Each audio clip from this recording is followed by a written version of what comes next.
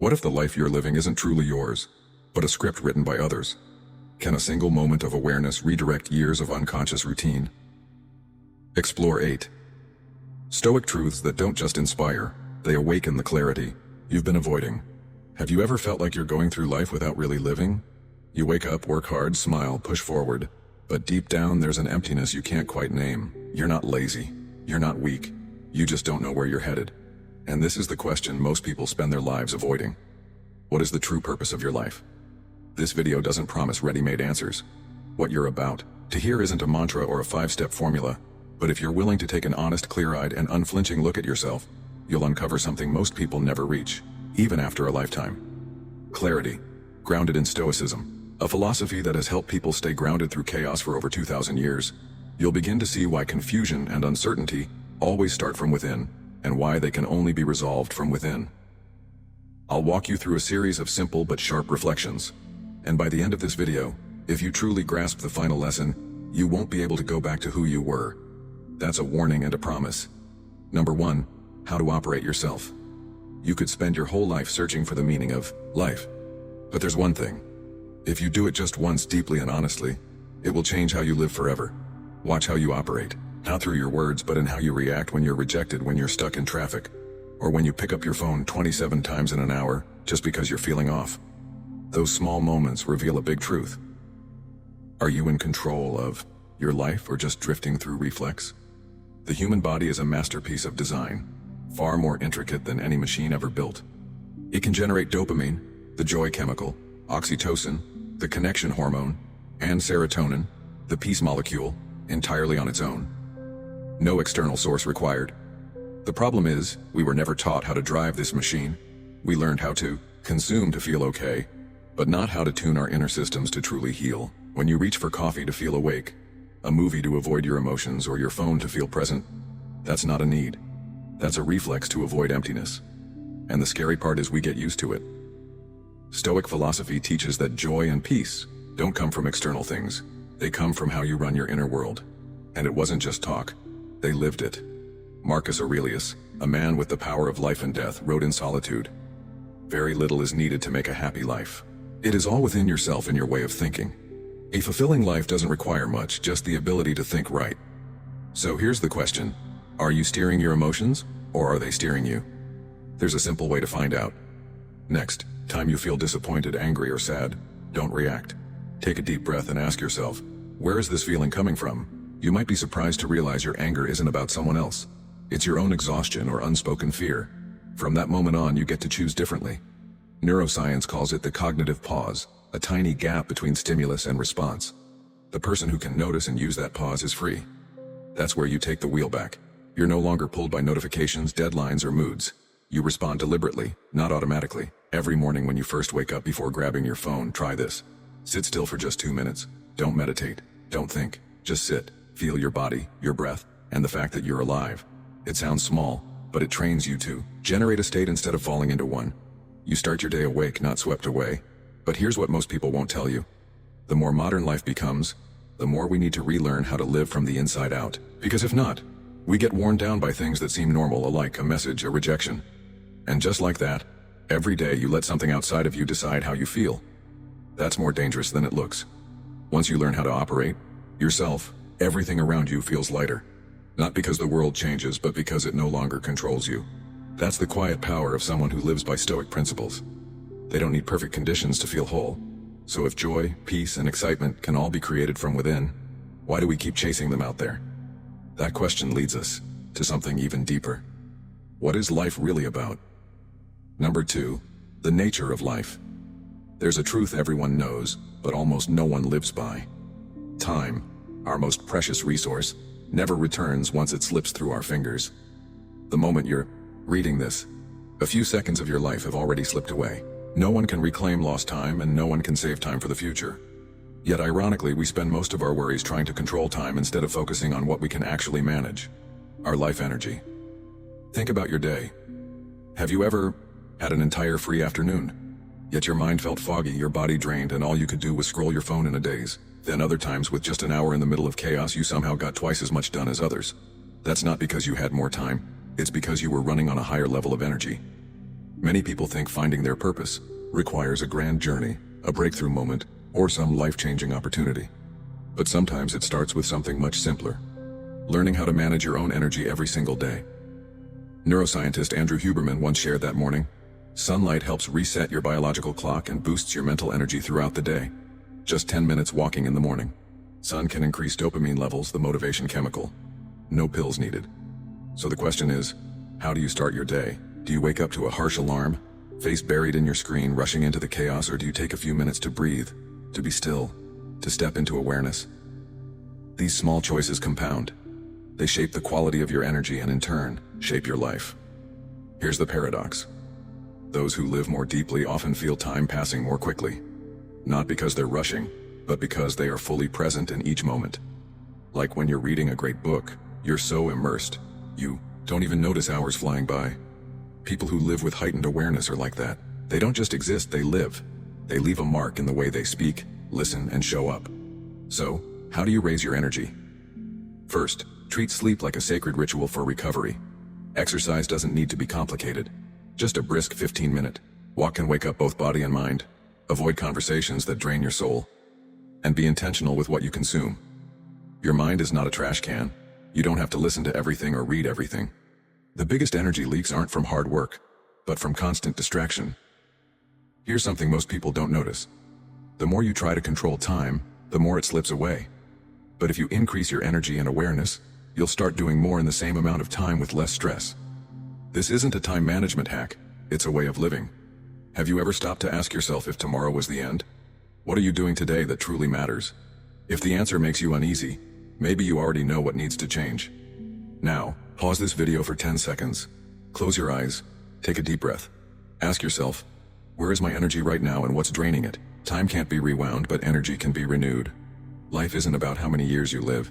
It's about how deeply you live each moment. Instead of obsessing over age, deadlines, or schedules, invest in the one thing you can actually control. How you live right now.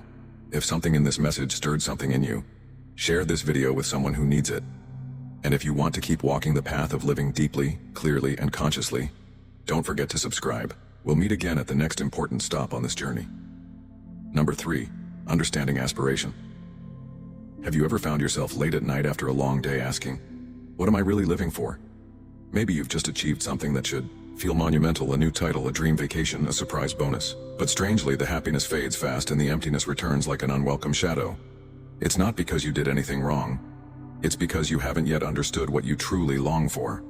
Desire is what drives us forward. But it's also the sweet trap that leads millions astray every single day. They chase one thing after another.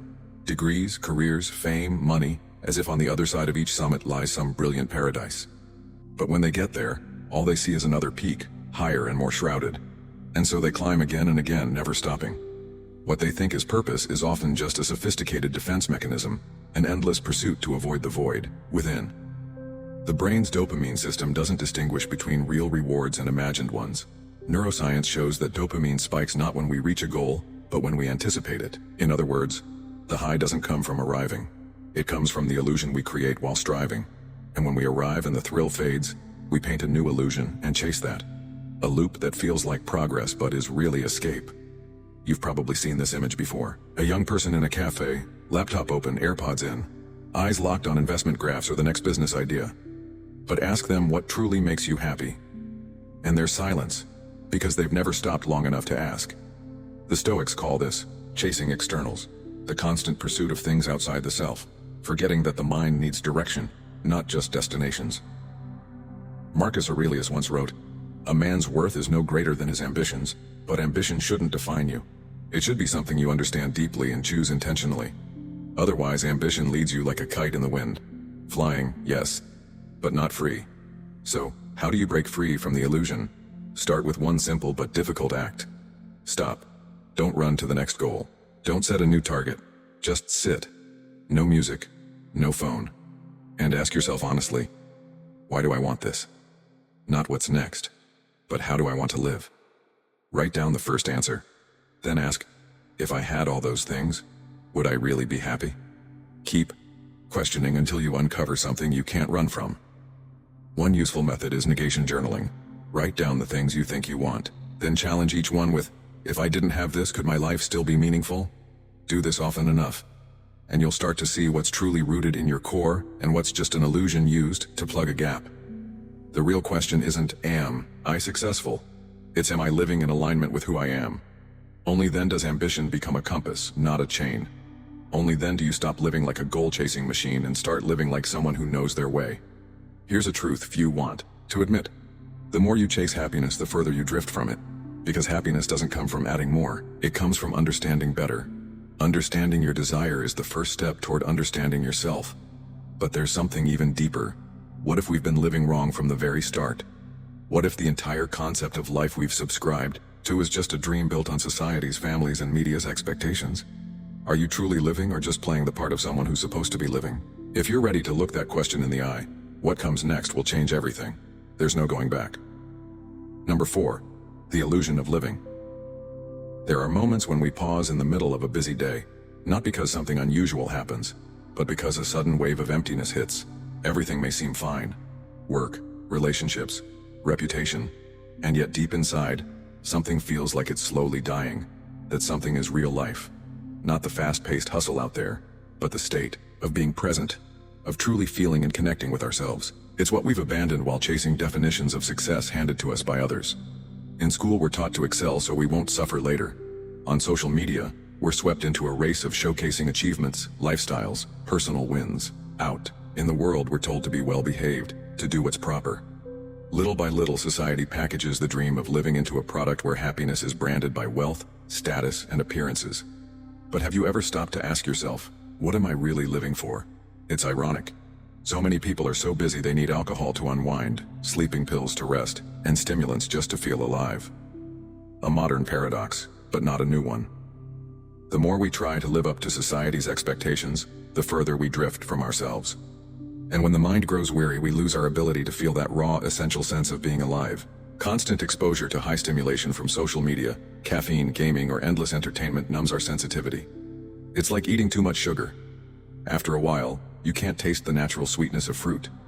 When our minds are dulled by modern life, we stop hearing our own inner voice. And somehow we call that living. But there is a way out. It doesn't require fleeing to the forest or giving up everything. It's about waking up right where you are.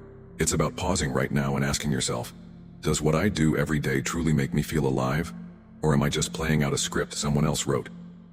Marcus Aurelius once said, ask yourself at every moment, is this necessary? A simple question that can shake the foundations of an outdated lifestyle. If it's not necessary, why continue? If it doesn't make you come alive, why hold on? Start with one small but powerful act. In the next 24 hours, spend 1 hour in silence. No background music, no phone, no talking. Just you and what your 5 senses can pick up. Feel the cold surface of a glass of water. Hear the wind slipping through a window crack. Watch the light reflect on the floor. This isn't meditation. This is living. And you might be surprised to realize these little things have always been there. You just never noticed. True life isn't loud or dramatic. It lives in every deep breath, every moment of eye contact without rushing to speak, every time you're honest with yourself. When you master presence, you no longer have to search far for a life purpose because awareness itself is the purpose. And if you want a simple gauge, look at how you spend your free time. Does it recharge you or just leave you more dazed? Ask yourself that. You don't have to answer right away. The answer will come once you're quiet enough to hear it. The Bible says, be still and know that I am God. That stillness isn't the end of life. It's the start of truly living. When you stop running with the rush, you finally begin to hear what's really going on inside. And if you've made it this far, congratulations. You're part of the rare few who didn't just scroll past but chose to stay. Half the journey is behind us, but each part ahead is a key piece of the bigger picture. Stick around because by the end of this video, you won't just find answers, but a clear, practical life strategy you can start using right away. If you found this meaningful, hit like to help spread it. Someone out there may need a moment of awakening just like this one. Number 5. Suffering is ego. Have you noticed most of the pain we experience doesn't come from reality itself, but from how we think about it? A passing comment from someone keeps us spiraling for hours. A look of indifference makes us feel disrespected. A small failure turns into a full-blown tragedy because we believe I'm not allowed to make mistakes. Our minds create a drama of their own and we live inside it, not in the real world. It's like wearing red-tinted glasses and forgetting we have them on. Everything appears red and we mistake it for the true color of the world. This is the ego's trap, when we let personal thoughts override objective truth. The Stoics called it a futile resistance against nature. Epictetus put it plainly. If someone succeeds in provoking you, realize that your mind is complicit in the provocation. Nothing can truly make you suffer unless your mind allows it. We don't control the world, but we do control how we respond to it. The problem is, most of us don't. We expect life to bend to our will instead of learning to accept reality as it is. There was a man named Thomas who lived much of his life in quiet bitterness, a diligent office worker, always hoping to be recognized. But year after year, promotions went to someone else. He felt betrayed and kept asking, "Why doesn't someone like me get appreciated?" Over time, he grew cold toward his coworkers, brought his resentment home and lived with a constant sense of being wronged. Then one day, he was moved to a new project where no one knew who he was. Thomas was forced to take a closer look at himself. No one disliked him.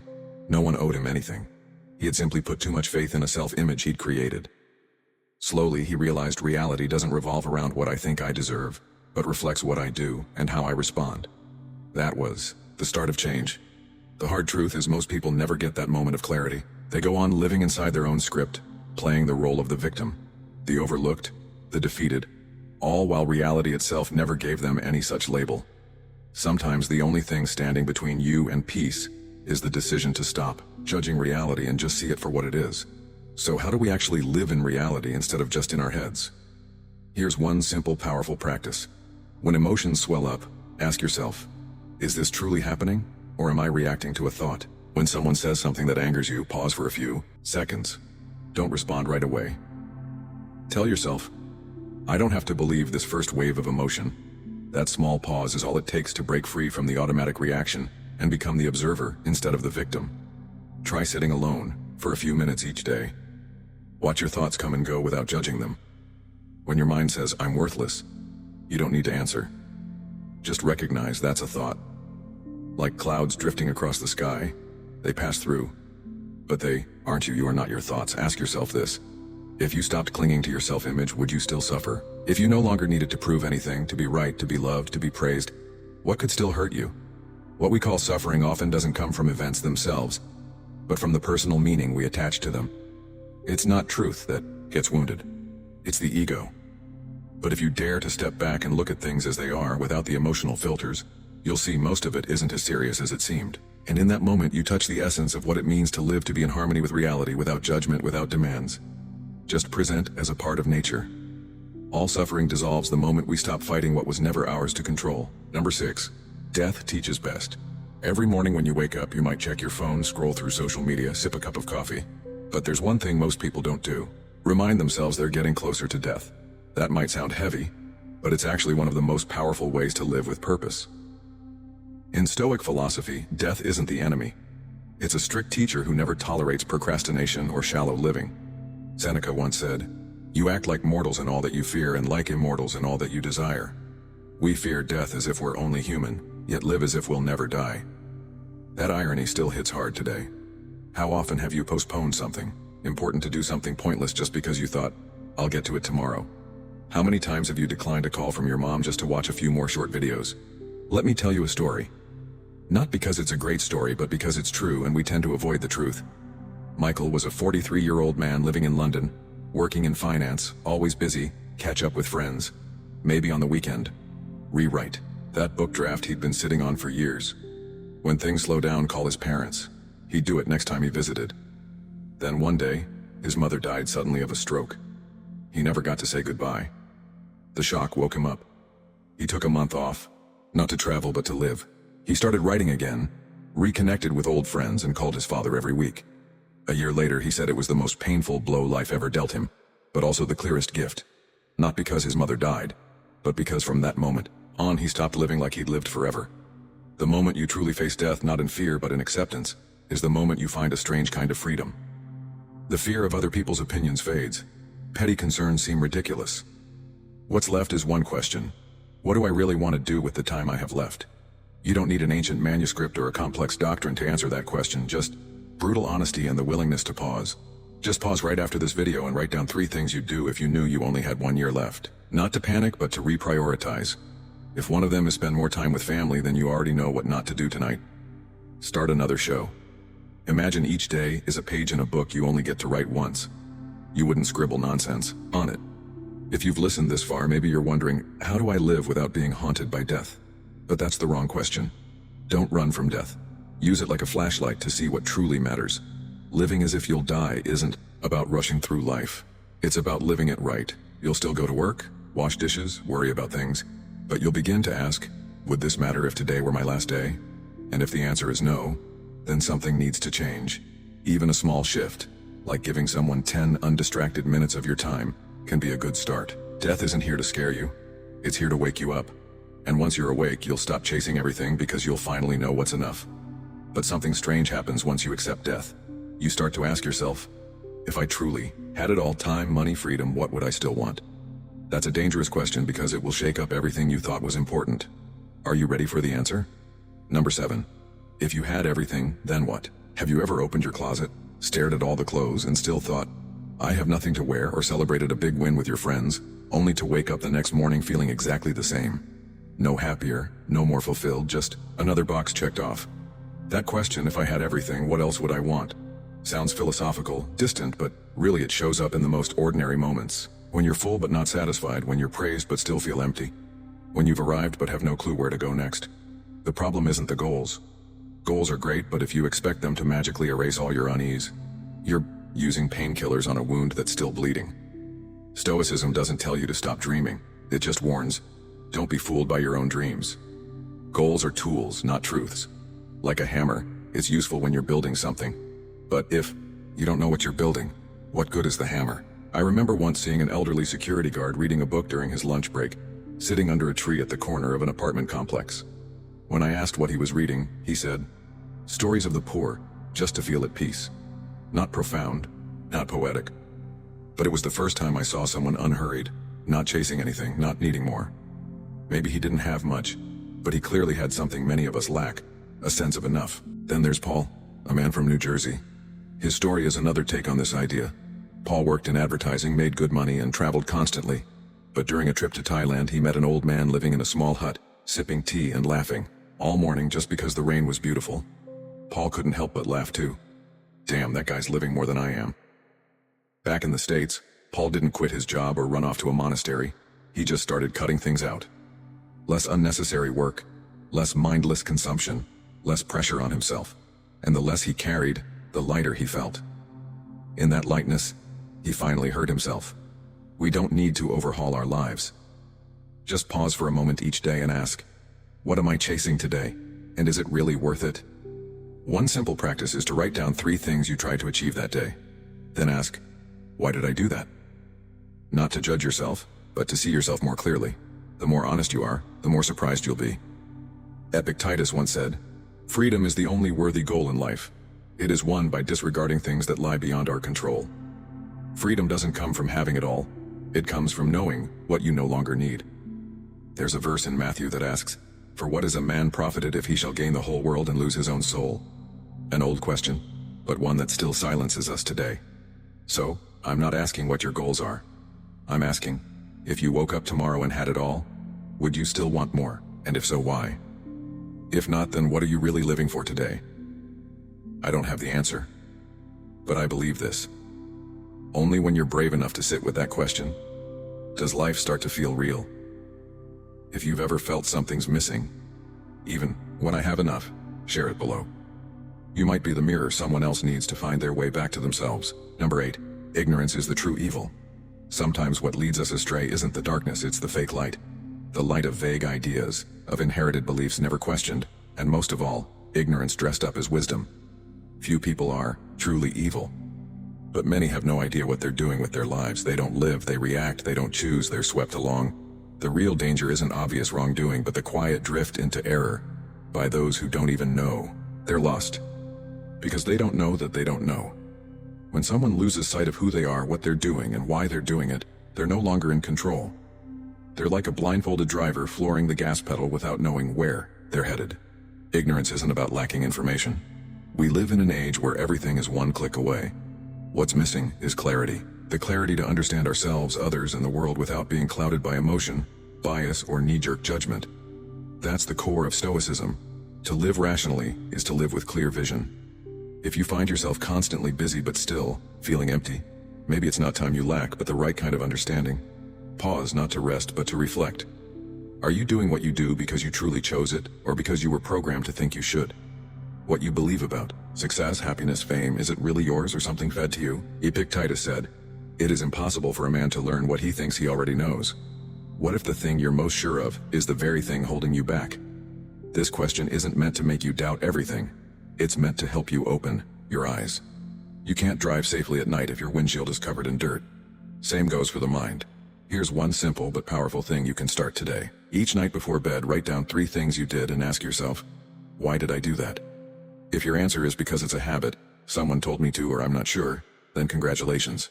You just spotted a flicker of awareness. Don't try to answer perfectly. Just answer honestly. Clarity doesn't come from quick answers but from the courage to face yourself. Most people fear pain, failure, betrayal. Few fear what's truly terrifying. Going through an entire life without ever knowing what they were really living for. They avoid the deeper question, if I had everything I ever wanted, what would I still be searching for? That question isn't for the successful. It's for anyone still living on autopilot. And if you're wondering what the first step is to living with purpose, it's this honest self-inquiry. Not to get the answer right away, but to begin the search for a true one. Every awakening starts with the decision to stop looking away. Ignorance isn't just not knowing, it's refusing to know. But you can choose to be awake. You don't need to climb the Himalayas or meditate for 10 days. Just spend 10 quiet minutes each day asking yourself, is what I'm doing today worth it? Maybe it won't change your whole life overnight, but that one small act done with intention could be the very thing that gives you what you've been chasing all along. A life you actually chose and didn't waste. We've just explored 8 principles, no sugarcoating, no fluff, but powerful enough to shift how you see life. Stoicism doesn't teach you to fake positivity. It doesn't ask you to be tough all the time or suppress your feelings. What it shows you is this: if you don't know what you're living for, all your efforts can turn into an endless loop of meaninglessness. But the moment you start to wake up to ask yourself the questions that seem simple, you'll begin to see what most people miss. Purpose isn't out there somewhere. It's right here in how you show up for each ordinary moment. And if right now you feel something stirring inside, don't let it fade away like just another video on the internet. Hit like if this spoke to you but you haven't clicked it yet. Drop a comment, even just one word. Find my way so I know you're walking this path too. Share this video with someone you believe needs to hear something real. No gloss, no faking. And don't forget to subscribe, because what's coming next will take you further, deeper and closer to the life that's truly yours. Thank you, and see you soon.